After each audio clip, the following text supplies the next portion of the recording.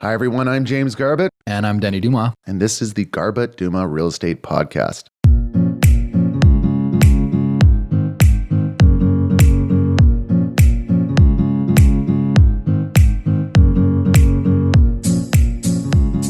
All sides of the industry are very, very busy. Mortgage brokers are really busy. Home inspectors are really busy.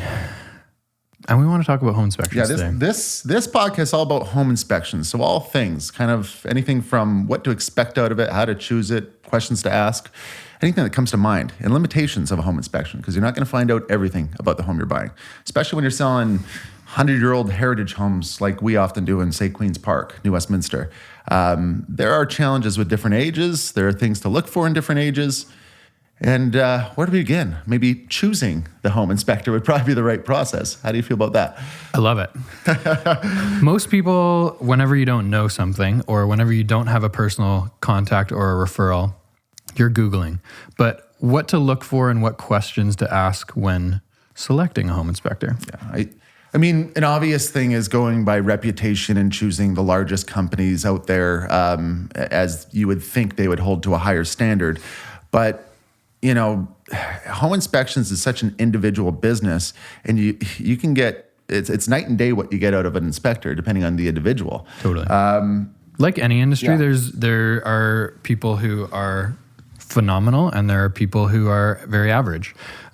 Like in real estate, I don't think the company name matters as much for home inspection. Like it doesn't matter whether a realtor is a Remax agent, where work with Sutton, Keller Williams, or whoever the brokerage. It's more dependent on the agent, and I think that is very true with home inspectors as well. Yeah, I think you may have seen in our social media, we often resort to a guy named David Brighton, and but he's on a list of a few, and he's not a huge company. He's kind of a one-man army, but we chose him because he's done an absolute ton of inspections and he communicates well with clients. Mm-hmm. And so aside from being knowledgeable about a home, you can be knowledgeable about a home as an inspector, but also being terrifying about communicating that information to a client. Yeah. So it's a balance of communication and experience.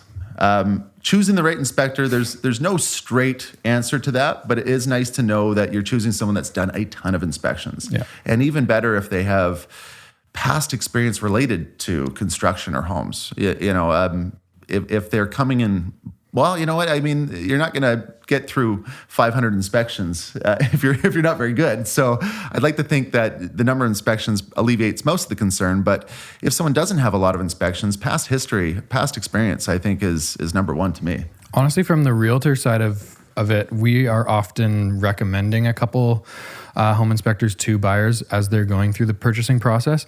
And really the thing that I value as a realtor recommending people is people who communicate well. So yes, they need to be professional and provide a good report and like actually do the job very well. But the communication side of the home inspection, I think, is the greatest variable in seeing hundreds and hundreds and hundreds of home inspections. Ones that go poorly are not necessarily homes that are in the poorest condition. It's more that the home inspectors are unaccurately able to communicate what a deficiency in a home means. Well, and there's often a lot of them in these older homes. Totally. And so a very common example, let's call it an East Vancouver home. You're buying a house for, say, 1.4, 1.5. The land value is 90% of that value. The house value is 10% of that value. And if a home inspector sees a mistake or issues with, say, well, drainage is a big one, or a roof, or maybe asbestos, you have to recognize that 10% of the value of what you're buying is the structure. Yeah. And it's communicated. A poor communication is where, and I've had this before, where an inspector said, this is a deal breaker. This is a deal breaker. You can't buy a house with, X. And that's not the way to communicate it. I think it's your job to kind of communicate the issue, what's common for that age of home in that area, what they're going to find with other similar homes at that price point. I mean, the flaw is if you have the expectation of getting a shiny new home and your budget is in the range of 70-year-old homes. So, a couple quick things is, and that's I think where you're coming in with the communication side, Denny. Yeah. But the number of inspections, usually an inspector is going to go through a certain learning curve on how to communicate and obviously just, if they've done thousands of inspections or hundreds of inspections, you'd think if they had any unhappy customers, you'd be able to find it online. Yeah. How do you report? So, they provide a report at the end. Some of them write it up on the spot. Some of them send it the next day. That report can be a little bit intimidating because it's inspectors' jobs to find the flaws. And that report just highlights everything that's not, say, to code or that is a flaw. And it may be, something as like, what is it, GFCI outlets not near a sink, but that's today's building code. And oftentimes 30, 50, 70 years ago, that was not a building code issue, but it's always written into the report. So I think the important thing is when you get these reports, you might find 20, 30, 40, 50 items, but the important part is to do that walk around or have a conversation with the inspector and find out which items are the most important ones, which items are typical of homes of this age, which items are not typical of homes of this age. And I find that the best information is provided at the inspection, at the end when you do a walk around. Yeah. So if you're a buyer, be present for that walk around at the end of the inspection. That last half hour is where you're going to get the more practical explanation of the issues with the home, if there are any. And then as a realtor, when I was early in the business, that's when you learn the most about these homes. So as a realtor, go to these inspections and learn as much as possible because you start recognizing the common flaws of different era of homes. You start realizing, let's look for polybutylene pipes. So this is a 1980s home. Let's find those great pipes and let's get on it and feel really smart about ourselves. Yeah. Or an older home might be asbestos. There's asbestos everywhere, right? So anyway, I'm going on. That's a really good point though for younger agents in the business. Be at every single home inspection that your clients do. It's such a value add looking back at those hundreds of inspections that I've sat through and just listened to David or whoever is a home inspector talk about the home, and they pick up on little different things, and you can also learn from how they communicate these deficiencies. And moving forward, it's like walking through homes with buyers for the very first time, you can point out a lot of these things because you've seen them in so many different homes. And I think it's just a value add to clients where when you're able to walk around a home and say, this is really old drainage in this 1940s home. It looks like they've never had any drainage work done. That is something that may come up in a home inspection. Be prepared that if you have to do all new drainage, it could be $20,000, $25,000. Or more. Or 35 like we spent. So let's just go over a couple basics, common questions to ask home inspectors when interviewing them. Yeah. Are you licensed? How do you report? How many inspections have you done? What is your experience, say, prior to doing home inspections? Those are some common things. A little more technical, Denny. Do you get up in the roof, in the attic? Do you get down into the crawl space?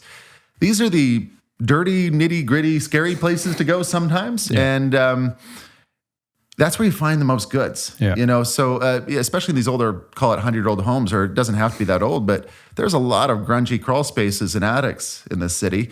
And if the inspector's not willing to get down into them, they're not going to be able to see the drainage or the vermiculite asbestos in the attic or the mold forming underneath the sheathing. Like they need to crawl through the dirty spots to get a good thorough report. And I think that question is really important because a lot of home inspectors open the attic hatch and poke their head in, but they don't actually get up and maneuver their way around. And they may not catch that strand of knob and tube that's hanging in the corner or the different types of insulation or, rodent feces. I don't know. Yeah. No, that's everywhere. That's a very common one is droppings. Yeah. The question is it new or old? Sure. Like how do you communicate that? Yeah. We saw evidence of rat droppings. Well, was it new or old? Yeah. Equipment too. There's certain items you can't see with a visible inspection, and there's certain times of year you can't see how well insulated a home is. So what I mean by that is like a moisture meter. A common item for inspectors that have moisture meters is finding moisture behind the tile in a shower. Yeah. So homeowners, if you have an inspection the next day or a day after, try to avoid using the shower the day of. Basically, the reader it's going to show moisture content in the shower. So try to avoid, if you have a tile shower with lots of grout, try to avoid taking a shower close to that inspection. Yes, go dirty, go stinky, doesn't matter, but you don't want to have high moisture content. And the issue with that is it's a real common thing that I've run into in the past. And if you have a high moisture reading behind tile, the buyer's thinking, oh, this might be a $5,000 fix. The seller's thinking, oh, that's nothing. I just had a shower this morning. Yeah. So is it $5,000 or zero? And in theory, but the moisture is common, and it oftentimes there is rot and saturated, drywall behind the shower tile. Yeah. The other thing is the heat sensors that some of these guys use, where they in the wintertime, you can see temperature differentials. So basically they point it at a wall and they see where cold air is and where warm air is and how well insulated a home is, and where there's missing insulation, especially in these, 100-year-old heritage homes. They have exterior walls with nothing sometimes. But if an inspector doesn't have that gun, that radar, that whatever, I should know the name of it before I talk about it. But if they don't have that sensor device, they can't tell where where it's well insulated or not. And then separately, if the same temperature is outside as inside as it is in, say, May or June or July, like a summer day, you're not going to get any reading anyway. So this is really a winter thing, or a thing that tells you about the insulation of home when there's a big temperature difference between inside and outside. So that's a good point. Is home inspection? It is a condition report of how the home sits today. Home inspectors can't look back and tell you what past history or issues a home has had. Home inspectors can't predict what is coming up in the future. When you're buying older homes, there's going to be maintenance items that come up. And the reason I'm bringing this up is I was in a home inspection a couple weeks ago, and the buyer, there were some skylights that were 1980s, had never been replaced. The seals were broken, like they needed some attention or to be replaced. And the buyer's questions were, well, is it going to leak when it starts raining? And the home inspector's, his comment is, I can tell you that they're old. I can tell you that they're at the end of their lifespan. I can't predict what's going to happen in the future. And I think that's an important point, is that it's a condition report based on how the home is sitting today. If there's polybutylene piping, it hasn't leaked in 30 years. It's been fine, but this type of piping has been known to have issues. It could have issues down the road. Poly B is a beast. It's one of those things where in some homes, if it's in the in-floor heating, it may never fail. Yeah. Like it may be fine for the next 30, 50 years. Yeah. But it is a material that has a bad track record, and it could fail. And the problem is that it could fail. And in some cases, like I saw a home in Port Moody where it was all the water lines to the sinks and the in-floor heating. And my guess is you're probably getting closer to $100,000 to rip all that stuff out and or around there. And so that's a pretty bad worst case scenario. Mm-hmm. So I guess my thought there is homeowners that have poly B pipes, anytime you're doing a renovation, keep in mind that it's an inspection item that's going to come up. And this is particularly for in-floor heating. Like if you're redoing your floors in an older home, like an 80s home that has poly B in-floor heated pipes, and your home is, say, 4,000 square feet in Burnaby, like a good structure, I would really consider spending the money to redo those in-floor heated pipes, because you're not a tear down, your structural value. And if you have a beautiful home, you're relying on the buyer being okay with a product that may fail. Yeah. And cause a disaster. So that's a tough one to answer. I never really know how to answer proactively redoing pipes, but I will say if you've bought into a home with those, wait for it to fail. I mean, maybe not, but what I'm getting at is I've had clients that just replace the system with baseboard electric heaters out of fear. I had one particular one. And baseboard electric heaters for a house is not the best way to heat a home. It's more expensive, and you did it without this product failing that may have lasted an ongoing, another 40 years. Yeah. So that's a hard one to answer. It's unfortunate for some people, but poly B pipes need to be communicated properly. Yeah. It can't be communicated in a way where it's going to be a disaster tomorrow, but you can't give any confidence that it's going to be it's going to be fine in the long term. Yeah. Yeah. Let's maybe finish off with pros and cons of communication, or good and bad communication, and why we like working with the people that we work with, and why, as a realtor, we recommend people who communicate well. I think, the con of poor communication is buyers may not buy a home they should buy. And what is that? So I more like want to give examples of what that communication is looking like. It's for me, what comes to mind is an inspector pointing out what's not to code on a house that was built in a different code 50 years ago or more, and communicating in a way where it needs to be remedied immediately. And it feels like it's uncommon. Yeah. So the buyer's hearing this report, he's seeing all these things that are safety hazards and dangerous to today's building code, and it feels like it's unique to this home. Yeah. And that the next home won't have that. So I think it's important to say what's typical of that era and what's not. I think like a lot of maybe the less experienced home inspectors point out deficiencies. What I like is the home inspectors that point out deficiencies and explain to you what they mean. So let's say a 1940s home, the basement in a lot of 70, 80, 90, 100-year-old homes is sloped. It is what it is. The house has been there for 100 years, and over time, part of the foundation settles slightly and the floors are sloped. What does that mean to a buyer is, well, okay, let's take it back 1 second. If a home inspector doesn't explain that correctly, a buyer can be in a position where they think the house is falling over. And I've seen it so many times. Yeah. And so they ask the question, well, is this a bad, like, is the house going to fall over? Should I be worried about this? Should I not buy this? And lots of home inspectors don't know how to answer that question. They just say, oh, I can just tell you that the floor is sloped. Explain, right? The house has been standing for 80 years. It's probably not going to fall over tomorrow. And in, let's say, 95% of older homes that we inspect, there's some sort of slope in the floor, as like in a wood frame condo building, over the first couple of years, the building settles slightly and you get drywall cracks. Same kind of thing. And just to highlight this specific example, back in the day, people didn't live in these basements. Yeah. These were pure storage. They just threw concrete down there for a clean floor to store boxes on. And there's no prep for that slab, meaning that they didn't compact the ground and make it level and make it pretty as a finished floor. It is storage space from 100 years ago. So it's the same thing with that basement slab as the walkways around a house. There's very little prep. In often cases, there's little prep. So it's not meant to be flat and perfect forever. It's the foundation that you don't want to be sloped. That's where all the structural prep comes into place, not the slab. Slab being the floor, but in the inside of the slab foundation.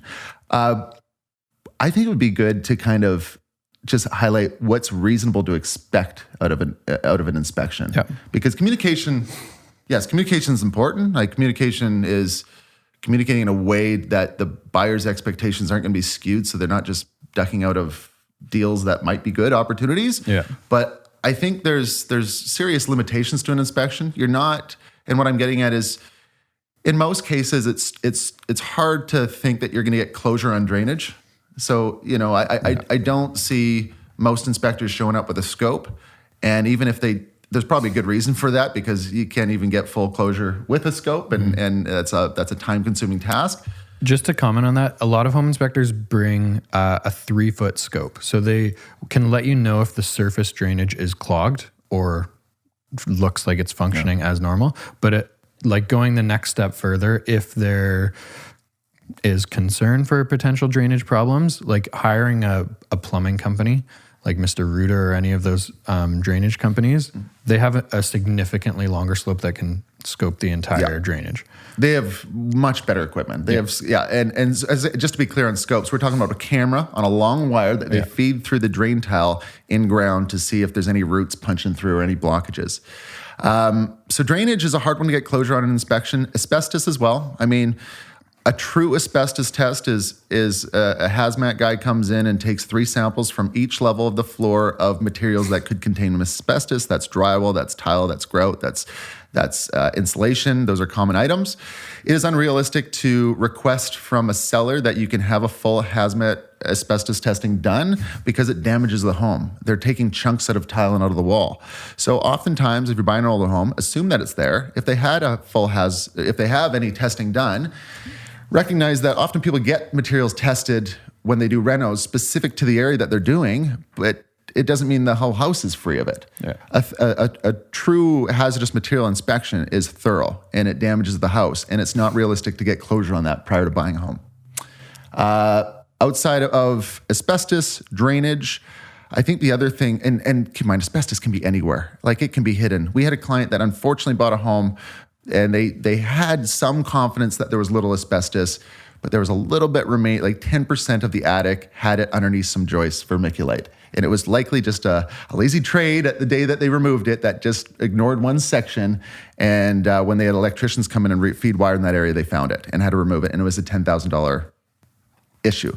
So for me, asbestos comes to mind, drainage comes to mind, oil tank is another one. You can find evidence of it, but you can't, a true investigative inspection for an oil tank involves probably a GPR scan, a ground penetrating radar scan. What else can they not? What else is challenging to get closure on? Drainage, asbestos, oil tank. I mean, those are the most common things that come to mind for me. Yeah. What I would expect out of them is to look for electrical flaws, inspect the panel, look for moisture content, test every, door, like just look for evidence of moisture in the attic, look for evidence of the moisture of the crawl space. Look for design flaws too. I mean, this is one thing that I don't find is highlighted enough, particularly with newer homes. But if an inspector truly has good experience, they'll say, "Oh, this skylight's not failing now, but skylights in the '80s are known to fail," or "This window's very exposed with no overhangs. There's no evidence of moisture now, but it's not protected from the elements. It's probably this is a high. Pay attention to this area in 10 years." Little things like that. Denny, I could go on and on about this topic. Yeah, I could talk a lot about communication. I think at the end of the day, it just recognize that there's some big items that you really can't get closure on, or it's difficult to get closure on. And even an oil tank scan, even if you have that GPR scan, there's often a deck or things in the way where you're not going to get full closure on that scan anyway. But yeah, I think it's important just to have an inspector that was either referred to you or has a good track record. And ask that question. Are these common items for homes of this age or era? Yeah. That's all I have to say about that. I like it.